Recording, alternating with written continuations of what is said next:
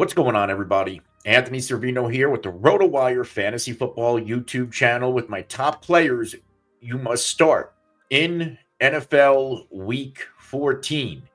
We're going to start with Bucky Iriving, and yes, he is questionable with a hip injury, but the good thing, he returned to practice on Thursday. He was spotted during the portion of practice that was open to the media, which means there's a good chance he's going to be good to go this week in an outstanding matchup against the Raiders. We know Bucky Irving, 3 straight games over 17 PPR points, but coming out of the bye, Bucky has been the guy back-to-back games with over 27. What's notable is on the season, he's averaging 14 touches per game.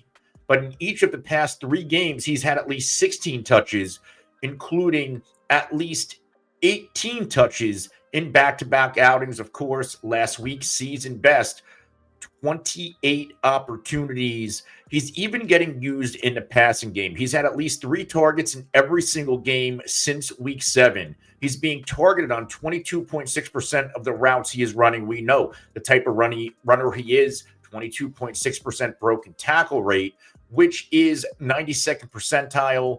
Using the tools on RotoWire.com, Bucky can do it all. And it looks like he has taken over this backfield from Rachaad White. This matchup against Vegas, I like it a lot. Number one, Mike Evans. We don't know if Mike Evans is going to play this week. He has not been spotted at practice on Wednesday or Thursday dealing with hamstring and calf injuries. If Mike Evans misses, this Buccaneers team is going to have to rely on Bucky Irving that much more. I think he's a must start this week. It's by Mageddon. Don't overthink it. We are using Bucky Irving with confidence in week 14. The next player we are going to talk about is Tony Pollard. And Tony Pollard has been in a little bit of a slump.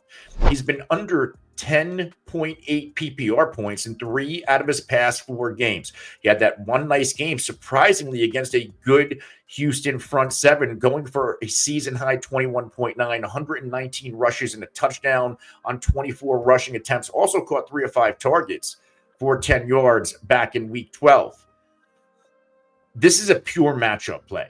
We know Pollard, while the volume has been a little bit iffy in the past month outside of that game against Houston, he normally averages right around 19.1 touches per game. He's excellent when it comes to yards after contact, and he's hyper used in the passing game, getting 14.4% of the team targets and being targeted on 20.2% of the routes he is running. He's a do-it-all back. He plays well over Tyjae Spears, and this week it's the dream matchup against the Jacksonville Jaguars. This team is reeling, and the good thing, with Mac Jones under center, Mac Jones could probably give the football away. This Titans defense has regressed, but it is pretty good, and it can dominate inferior opponents, which means there's going to be more opportunities for Tennessee to score the football. And I think Tony Pollard, just talked about a few weeks ago, went for a season best 21.9. Would not surprise me if he popped for over 20 PPR points again, facing the reeling Jaguars. Let's go to wide receivers. My must-start wide receiver, we're going to start with George Pickens. George Pickens has been outstanding since week 7. He's been over 11.4 PPR points in every single game but one. Well, what was that one game? It was against Cleveland, this week's opponent, back in week 12. That game was in Cleveland. It was also a snowy blizzard. He only had 8.8 PPR points, but he did catch 4 of 7 targets for 48 yards. But if you remember, there was a big play in the end zone. He was wide open for a touchdown. The snowflakes were in his eyes. He lost tracking the ball. Russell put it right there. There was a little bit of a miscommunication, but that game could have been bigger. I think he makes up for it this week. And we know there's not a lot of dudes in this passing attack. And with the way Russell Wilson's airing it out, there should be plenty of opportunities for George Pickens. He's getting a whopping 27.4% of the team targets. And he's being targeted on nearly 25% of the routes he is running. And this is staggering. He's getting 44.1% of his team air yards, which is 99th percentile. George Pickens is electric. He's a big play waiting to happen. He has a quarterback that loves to chuck it up downfield and let his wide receivers win the contested catch. In Cleveland, if you've been paying attention, this secondary gives up big plays. A couple weeks ago was MVS, and if you watched most recently this past game, Marvin Mims went for a touchdown that went for over 80 yards. This team, Cleveland, they leaked the big play in the secondary, and I'm expecting a very big game out of George Pickens. Let's go to another must-start, Jakobi Meyers, folks. Aiden O'Connell looked good last week against the Kansas City Chiefs, which is a pretty good defense in the NFL right now. But he made it work. And Jakobi Meyers, in an offense with not many options, he's the best they have. Since week 5, in the games Jakobi Meyers has been active, he's been over 13.2 PPR points in all but one matchup. He's had a couple of good ones. In 3 out of his past 4, he's been over 15. And a few weeks ago in a tough matchup against Denver, a season-high 22.1, going for over 121 yards in that outing.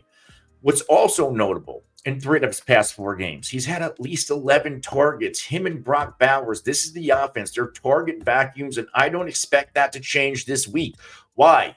This is one of the best matchups you can get in the Tampa Bay Buccaneers. This is an extremely leaky secondary.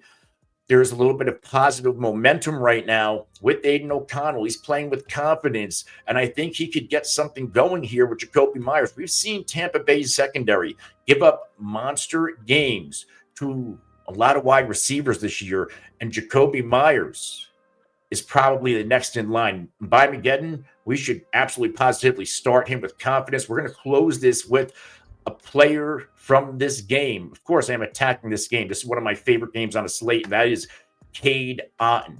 Just talked about it a little bit earlier. Mike Evans, we don't know his playing status.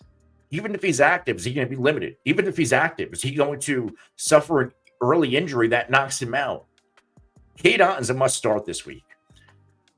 There's not many better matchups on paper than the Las Vegas Raiders. They ooze production to the tight end position, and we know when Mike Evans is out or limited, Cade Otton is hyper-targeted and hyper-productive. And now I get it.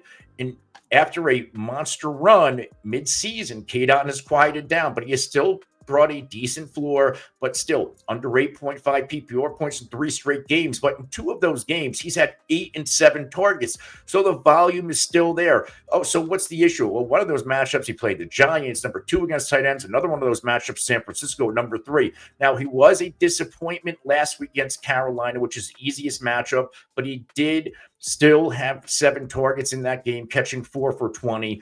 I think this is a monster bounce back spot. And again, if Mike Evans misses, Cade Otton could potentially put up top 5 tight end 1 numbers in week 14.